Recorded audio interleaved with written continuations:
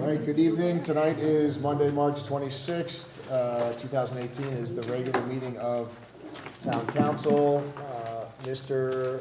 O'Rourke is absent this evening. He is stranded on business. Other than that, all members of council are present, as is our first selectman. We will move on to the consent calendar. Are there any comments or objections to the consent calendar as presented? All right. Mr. Chairman, Yes. I believe there was a possibility you might want to remove the voting record from the consent calendar or amend it. I think there was some, Mr. Connor had no. If you look at the present, it's old council members, not current council members. Okay, so what we'll do is we'll just remove that from the consent calendar, and we'll reconsider that at the next meeting. Thank you very much, Mr. Kellogg. Anything else? All right, with that one removal, I'll pass the consent calendar. Moving on to communications, we have A up through K, and I would ask that those communications be incorporated into the body of our minutes of this meeting. So moved. Public participation. Would any members of the public wish to participate publicly at this time? Mr. Hostler? Take your time. You're doing better. You're doing well. Yeah, I am doing better. Name and address for Lee that. Hostler, 272 Stanley Road. Just something that came to mind the last week or so. The Honeywell contract that we had. Whatever happened with that? I know it went on, and I was wondering, did we really, did it finish? Or, and what happened? Did we ever get what we really wanted out of that? We did receive a report. We did receive a question like that from a member of a citizen during public participation, and we did have a response at a prior meeting some time ago. I don't want to misquote it, but I would just direct you to the selectman to give you any details. The Board of Ed did provide us with the details.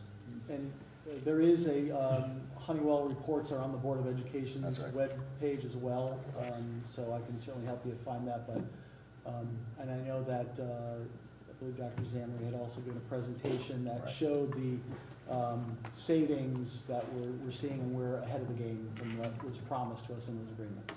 That's good news. So, No, thank you. You're welcome. Thank you. Thank you for keeping us on our toes. Any other members of the public wish to participate at this time? All right, seeing none, I'll close the first public participation. With respect to the appointments, may I have a motion to appoint Mr. Peter Chilia III, a U, 23 Todd Drive, as an alternate to the Southwest Regional Communications Center Board of Directors? So moved. Motion by Mr. Fallis, is there a second? Second by Mr. Reed. Peter has been a member of the Monroe Fire Department for 13 years and currently holds the positions of Deputy Chief. Peter has been the liaison to this organization for the fire services in Monroe for several years. In addition to being active in the Monroe Fire Department, Peter has been a career firefighter for the town of Westport Fire Department for 9 years and is active on the Regional Communications Response Team. Peter has also been employed by AMR as an EMT for several years. This appointment fills an open vacancy. Reading from the memorandum from the First Selectman, Mr. Kellogg, this is the First Selectman's appointment, and that'll be the start of discussion. Any further discussion?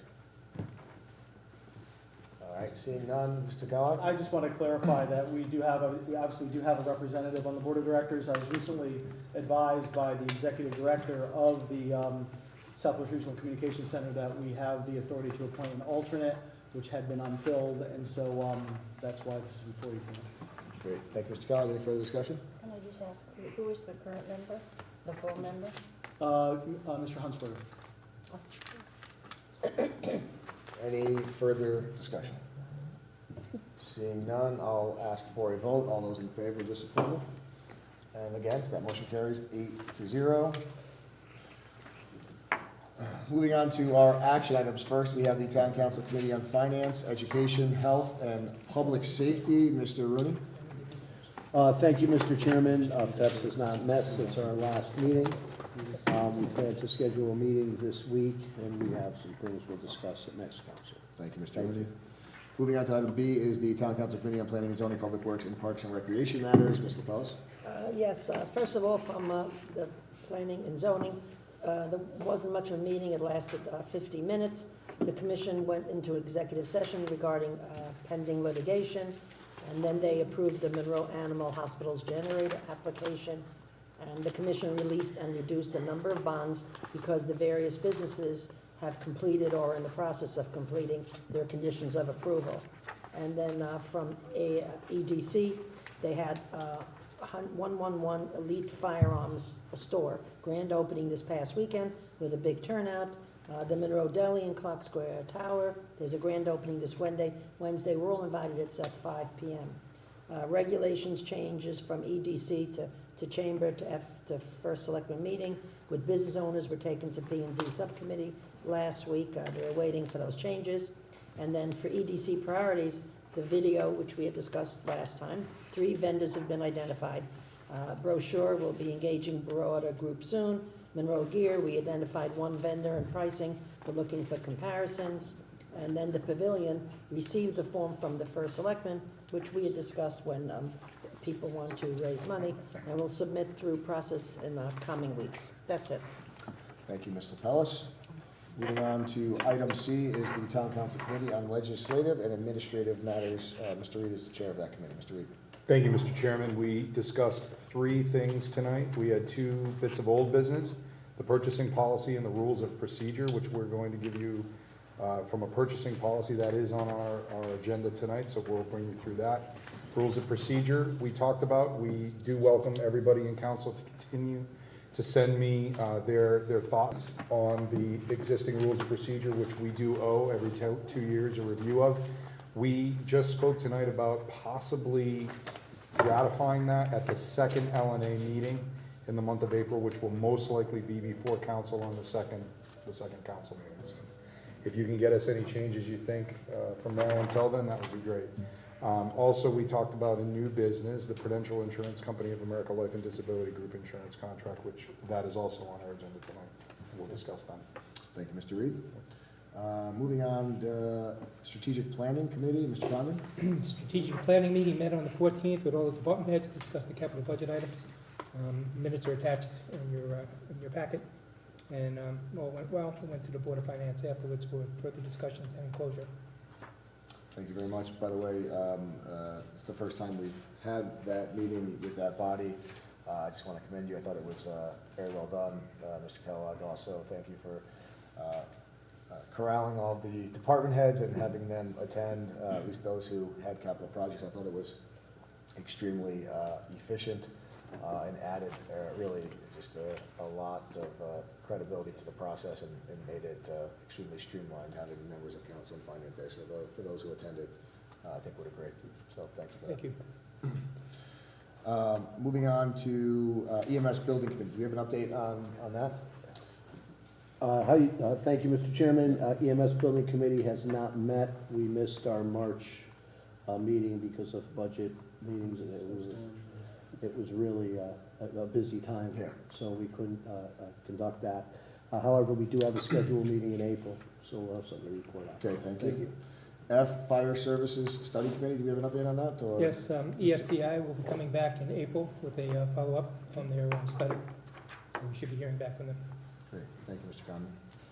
Our last action item is the First Selectmen's update. Mr. Kellogg. Thank you, Mr. Chairman. A few things I wanted to go over. One was the budget. Obviously, you're all aware that the final process before going to referendum has been completed with the Board of Finance passing the budget. As it stands, the current budget would project a 1.44% reduction in the real estate tax. And as we discussed before, we have this anomaly with our motor vehicle tax due to state law, but with the projected new rate of 35.24, I would expect that most families will see a reduction in their tax bills.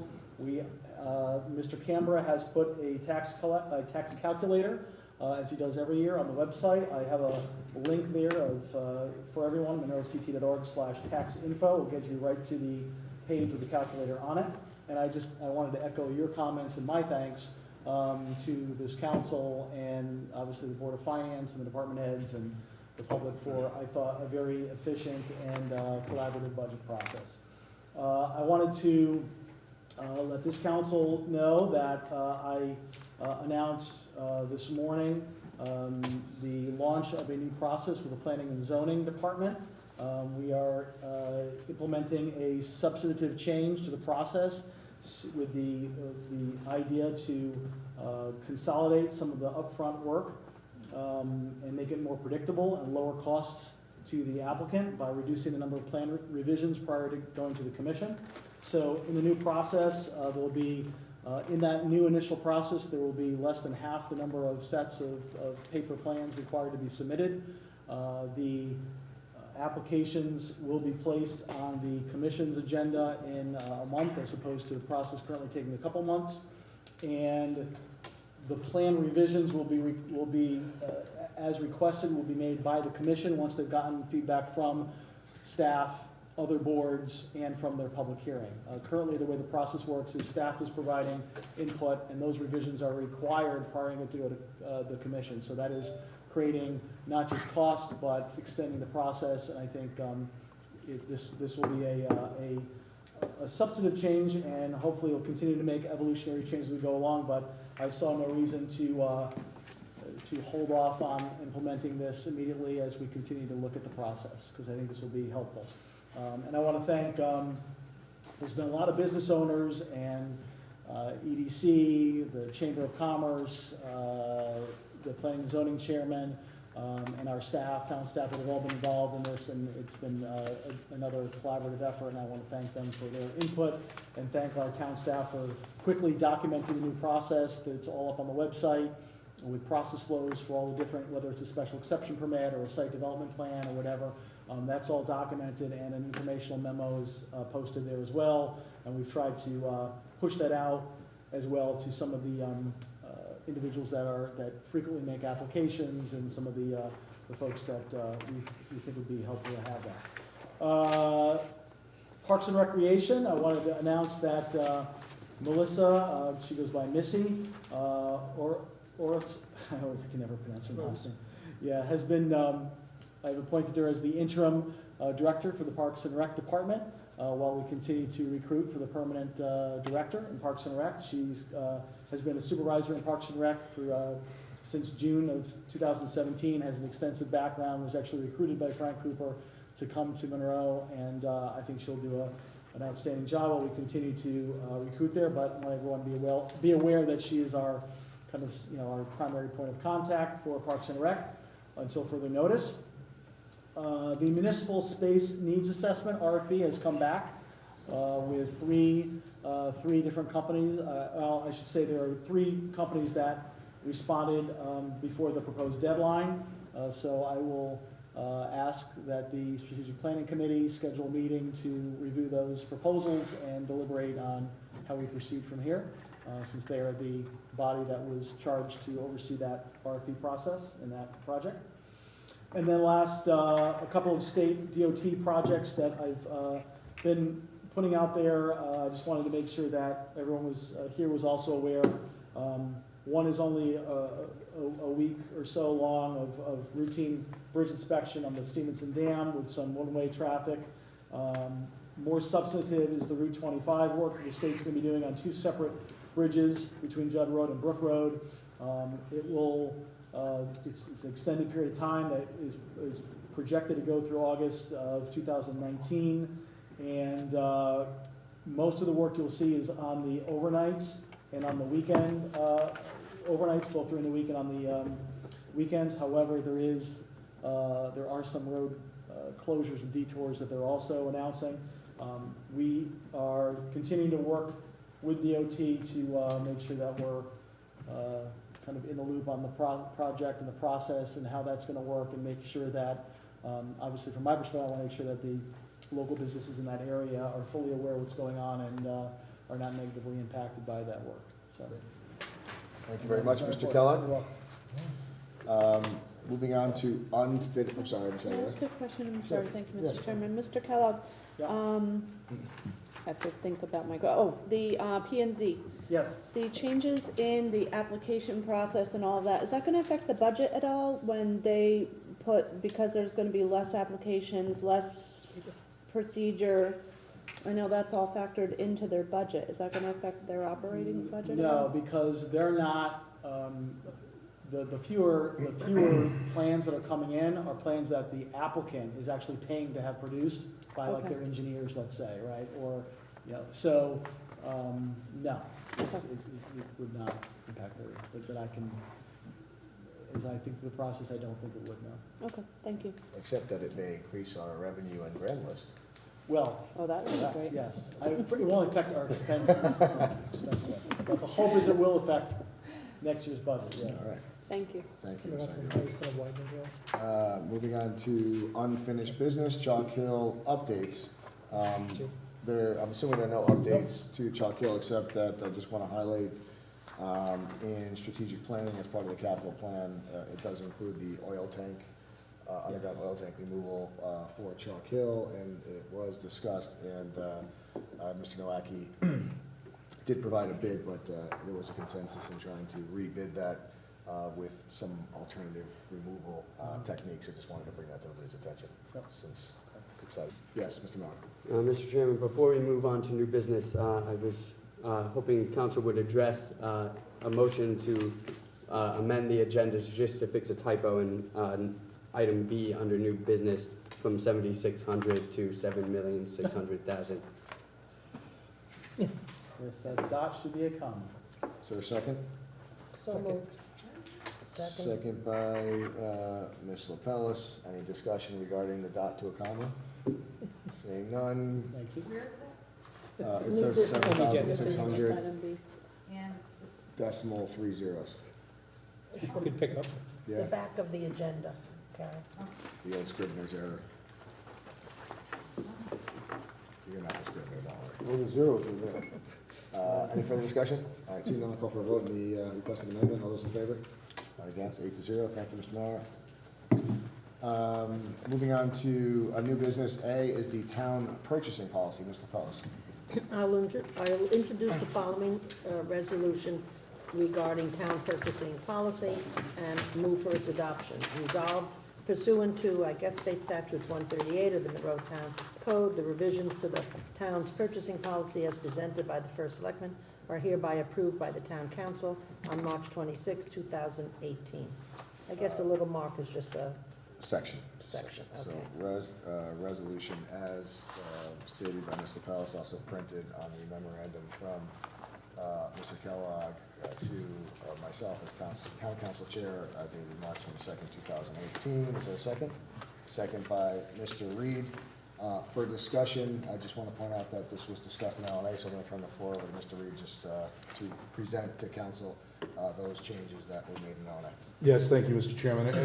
If you would hear me out, we did have one comment that before we start talking about this proposal purchasing policy, we did want to make, I actually want to propose I want a motion in section 2.1 to remove the, in where it says all supplies, comma, materials, comma, equipment, comma, other commodities, to remove the word other, so that we are indeed talking about the final LNA approved Sure. policy. All right, so a motion to amend by Mr. Reed, second by Mr. Rooney.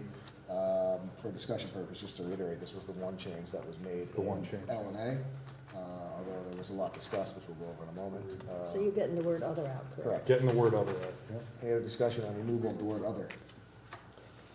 2.1. Section 2.1. 2.1, All line supplies, 1, 2, 3, materials. 5 4, words. fifth word. Equipment Oh, got it. in front of commodities. This way, we're just clean talking about the rest Any of it. further discussion about this one amendment? All right, seeing none, I'll call for vote. All those in favor? Oh, sorry, Yes. one discussion. On section 3.3.2, Well, We're gonna. Let's just talk about we're other talking first. about oh, this. I'm sorry. all right, anything, we're talking commas, Got it. decimals, and other right now. Well, no, It's been an interesting set of motions. Talking about other. Any further comments? No, all right. All those in favor? And against, okay, so before us on the floor is the purchasing Okay, policy with that one change. Mr. Excellent. Condon, do you want to suggest something else? Just before we a get question discussion? on 3.2, return not less than 10 days.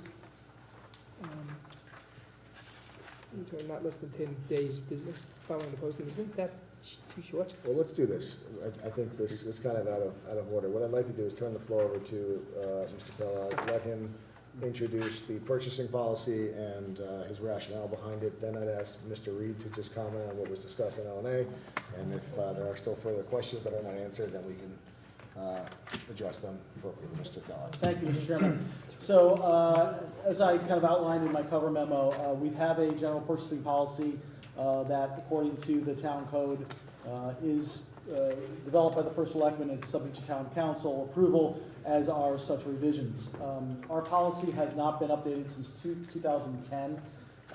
There are, as those of you who have been on council for some time know, that there's been a desire for many years to revise this policy and bring it a little bit more up to date, a little bit more robust, and make sure that we're properly balancing kind of what I call the administrative overhead, yet still conducting the town's business in a financially responsible manner and optimizing costs, quality, predictability, et cetera.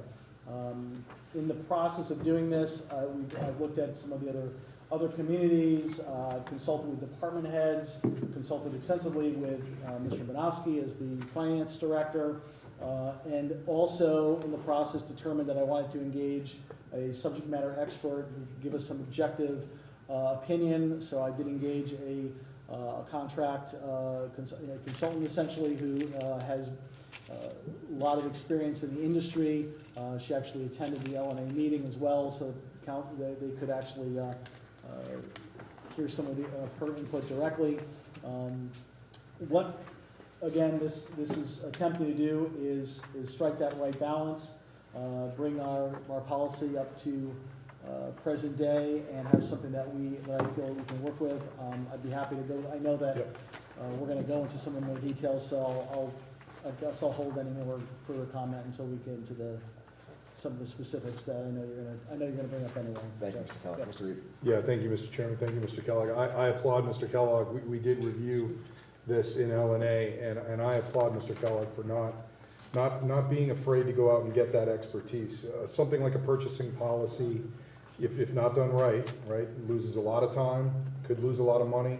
So I applaud you, Mr. Kellogg, for doing this, and it's long overdue. The result of it was excellent. All right, so starting there, I just wanted to share that, Mr. Chairman. Ms. Aguilar, myself, and yourself did go through a couple of, a bit of process here, questioning yourself and the consultant. We did find 5 key pieces that we felt were different between the previous policy and the new policy, and we do have a couple of other things that we just had questions on in the new policy. But if Mr. Kellogg, you wouldn't mind kind of.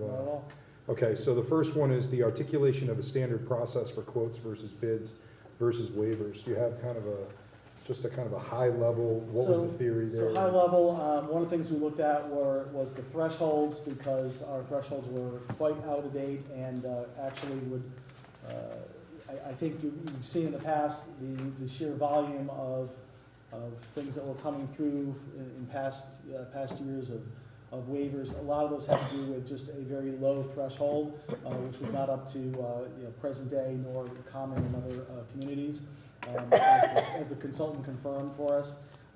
The other thing that we wanted to be very clear on was the differences between what was the standard process versus exceptions and waivers. And there's a very clear distinction now, whereas prior it was basically you were kind of in a box of the policy, and the only way out of that box was the waiver, which was somewhat nebulous, I guess, the way I'd articulate it. So what we've crafted here is several exceptions that are have all been kind of vetted as being reasonable and in line with municipal best practices, and allows exceptions under basically my ability to authorize exceptions in consultation with the Director of Finance, given the fact that they all must be, there's got to be documentation as to how that exception applies, and certainly these things would result in a contract coming before the council as well, so I would certainly bring that information to this council in terms of how we got to, how we got from A to B and got to a contract. The other piece is the the level of waiver previously was a authority under the first selectman alone.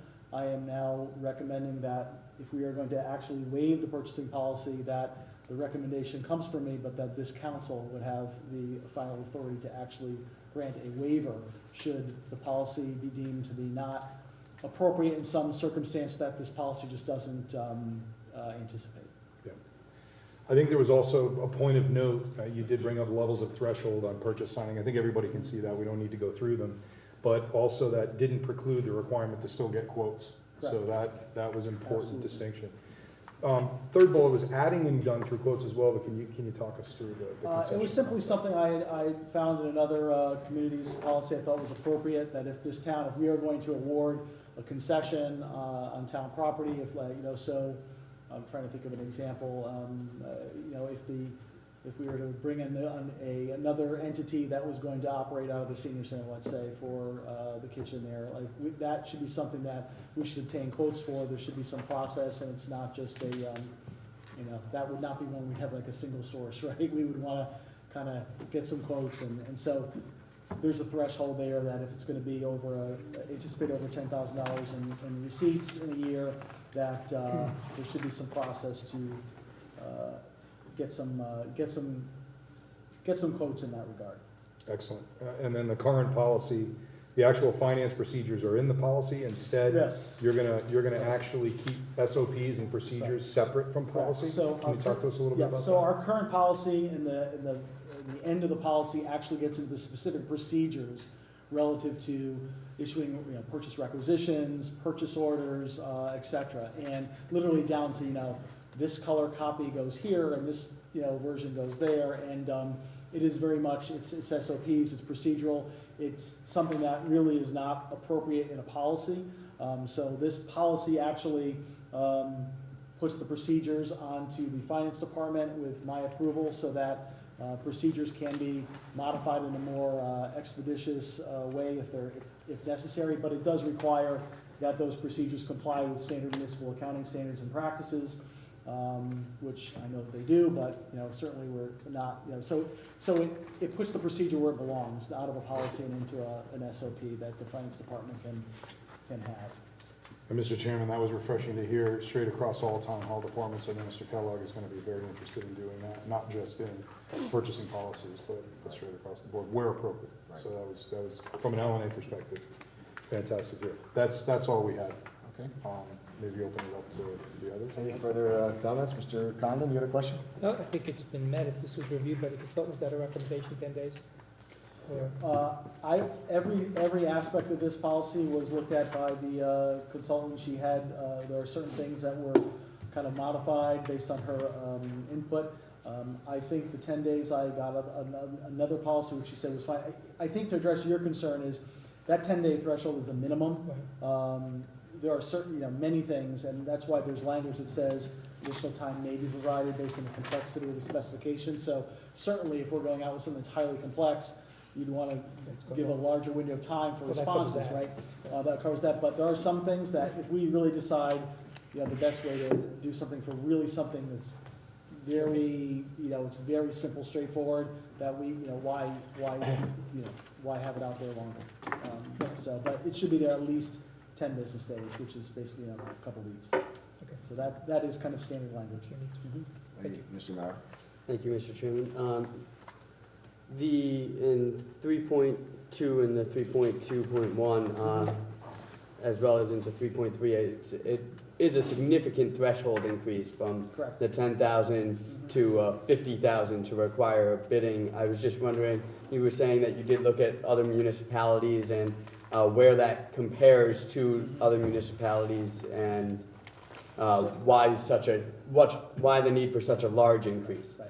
So I found numbers of 25,000, 50,000 in various communities. I think that in communities that are, I'd say, have smaller government and and certainly don't have large purchasing departments and things, I think the attempt is to balance the administrative overhead of going out to bid for smaller thresholds. And again, it doesn't preclude the requirement for quotes. were appropriate, and it doesn't, quite frankly, preclude if, in my judgment, I think that this is something that we're gonna, you know, maybe it's 40,000, but I decide it should go out to bid, I would certainly encourage, I would certainly require that. It's the process when we have to go to formal sealed bids where, we're looking to, you know, go to that higher threshold, because that's where, there's a significant, administrative component, to that. So if we feel that, you know, we can get reasonable quotes, and it's, we're, you know, in an arena where, you know, that we can, you know, every situation obviously is gonna be different, but I think that was a threshold that the consultant felt was reasonable. She said it was not out of line with other municipalities our size, and, you know, it would be, I think, an appropriate level to balance, again, balancing that administrative burden with what we're trying to accomplish. Mr. Merrill, continue. The only other concern that I really would have is in section 3.2, results of multiple quotations. I would just speak to that possibly being a little overbroad as to the definition of multiple.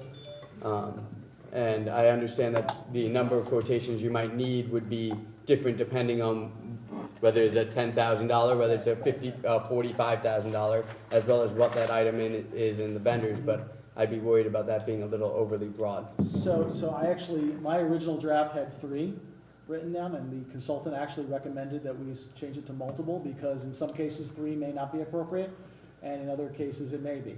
And there could be certain circumstances where you may only really have 2 viable local, you know, options. Maybe it's something practical. So, I mean, in most cases, I certainly think it's gonna be at least 3, which is why I think multiple works, but there could be cases where you say, no, let's, you know, maybe it's something we can go online and find 10 different prices very easily and quickly, and we should do that if it's that kind of a thing.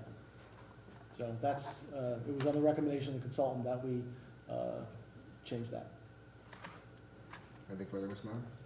That's it for now. Thank you, Chairman. Anybody else? I have one comment that has been bothering me from the beginning, and I've read it 6 different ways, and I'm confident now that I think we should address it. 4.3,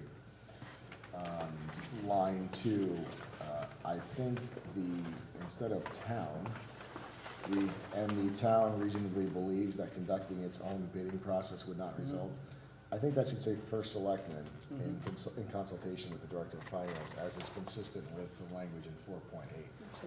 I don't think town is defined, and I would argue that town may be construed as town council, and that's not the intention. Yeah, I think based on the conversation we had at L&A, I understand your thought process, and I agree with it. I think that's fine.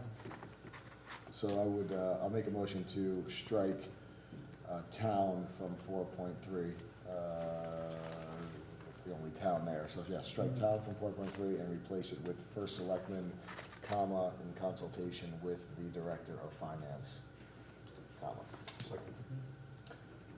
Motion by myself and second by Mr. Reed. Discussion, again, just for the record, I don't think town is defined, and it's ambiguous if left alone, and that would defeat the purpose of that provision. Agreed. All right, any further discussion? All right, seeing none, all those in favor and against, all right, that motion carries 8-0. So we have the 2 amendments before council. Any further discussion? Mr. Mann? Going along that same, I'm just reading in 4.7. I just want to make sure that town in 4.7 is the same. Town may use a QBS process for the selection. With that,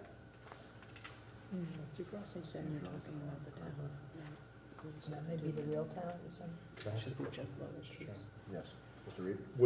That's not, so to me, I interpret that differently only because that could be the park and rec director. I agree that it's different, but again, without a definition of town in there.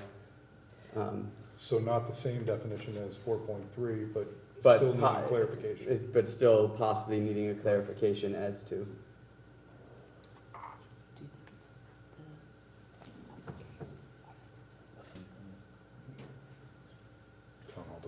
I would, It's, Mr. Kelly, do you have a comment?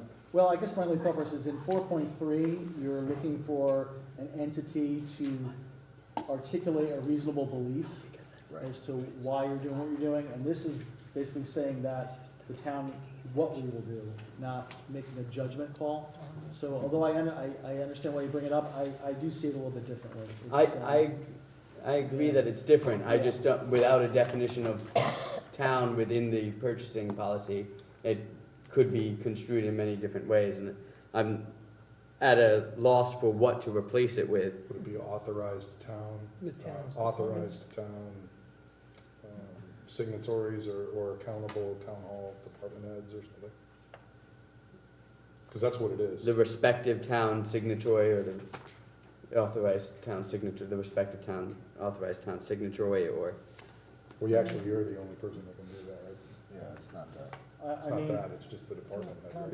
It's the department's It's not the requirements. department. you, instead of, I mean, that What second is it? sentence could simply be stated, a qualified base selection process Correct. may be, may be used yeah. for the, I agree. that's, yes, Yeah, I like that. a qualifications-based All right, selection. so, Mr. Mauer, is your motion to strike the town may use and capitalize A in line 2 of 4.7? It's slightly more than that, it's to, I move to strike the town may use in 4.7, capitalize A. Mhm.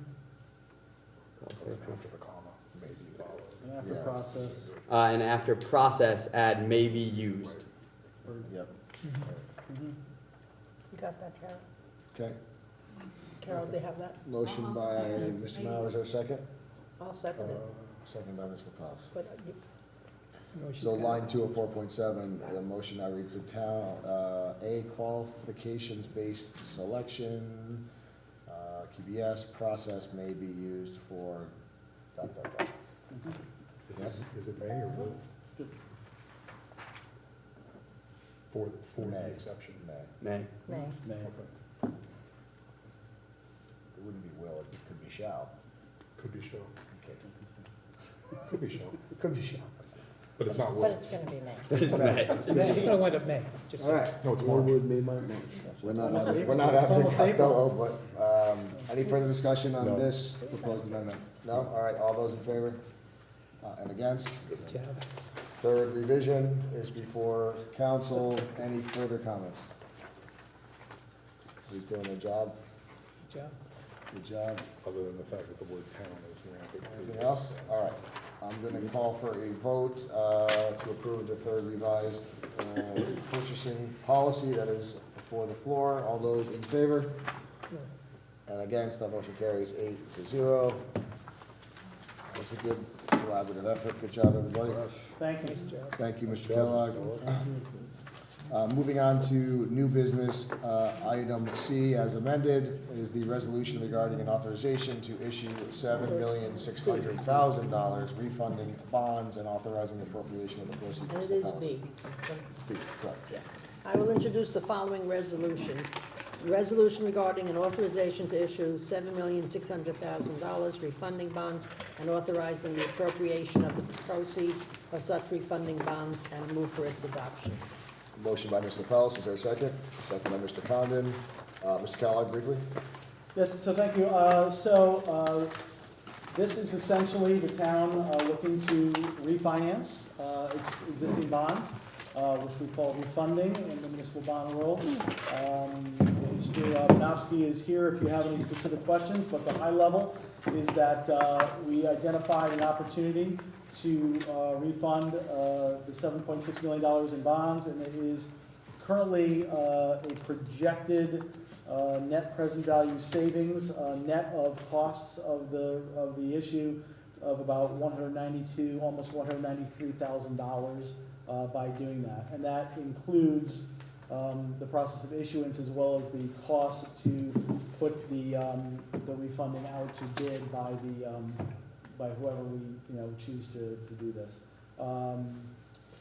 The other comment I was going to make is that the Board of Finance did meet and also approved this resolution on March 19th. Okay. And Ron, if you have anything to add? I have nothing else to add, but Just so the record's clear, just may I have a motion to waive a reading of the full resolution, have it incorporated into the motion as So presented? moved. Motion by Mr. Mao, is there a second? Second. By Mr. Rooney. Any discussion? All those in favor?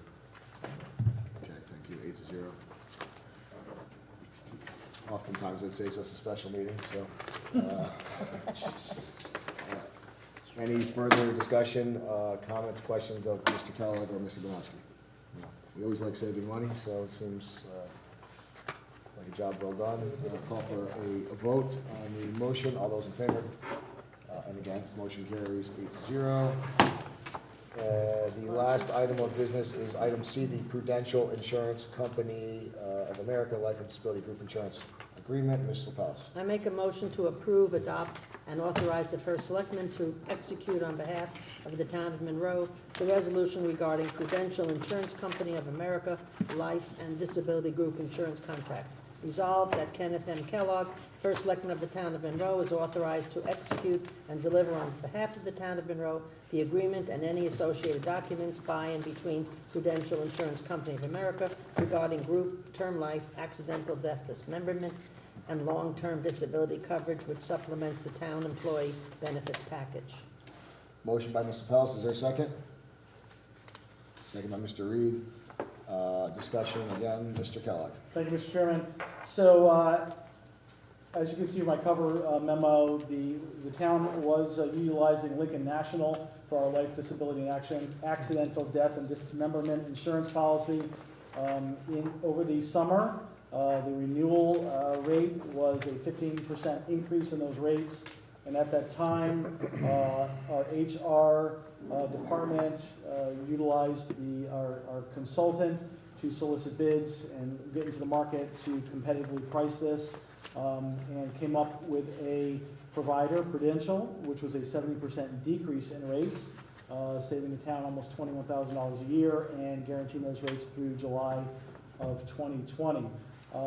Again, that was actually accomplished over the summer, obviously prior to my tenure. However, it was brought to my attention that the contract with Prudential was not executed, so therefore I am asking that you now authorize me to execute this on behalf of the town. And Ms. Lombardi is here if you have any questions specific to the policy.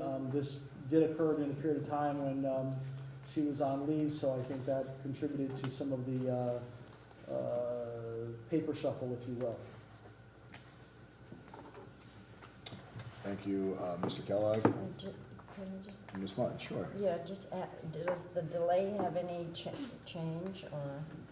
No, Does it make we have there's no change to our rates, there's no additional cost. It's simply the contract was not executed. So from July till now, we haven't had this insurance? No, they've been providing the service. Without the contract? Correct. Okay. Just for the record, so there's been no disruption in benefits There has not. absent the contract, Correct. and there's been no, To my there's been no benefits declined as a result of the absence of the contract? Is there any? No, in fact, I believe benefits have been provided under Prudential. Okay.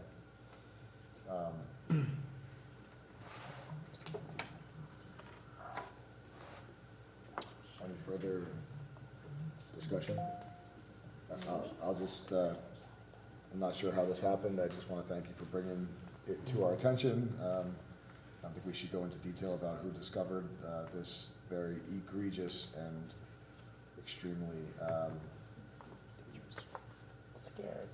yeah, scary is a good word, but this is certainly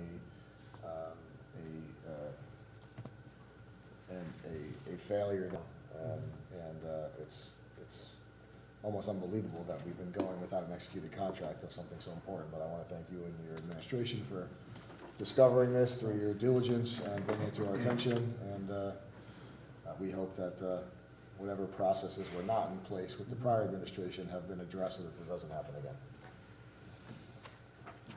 Anything further? One question. Mr. Conlon. Kathy, any deleterious effects with employees? Okay, thank you. All right, seeing no further discussion, I'll call for a vote. All those in favor? And against? Motion carries 8-0. No further business. Second public participation. Would anybody like to participate in the second public participation? Seeing none, I will close second public participation. Is there a motion to adjourn? So moved. Motion by Mr. Pellis, second by Mr. Condon. All those in favor? Show me your hands, please. We're on video. We're on video. Thank you. 8-0. Motion is adjourned.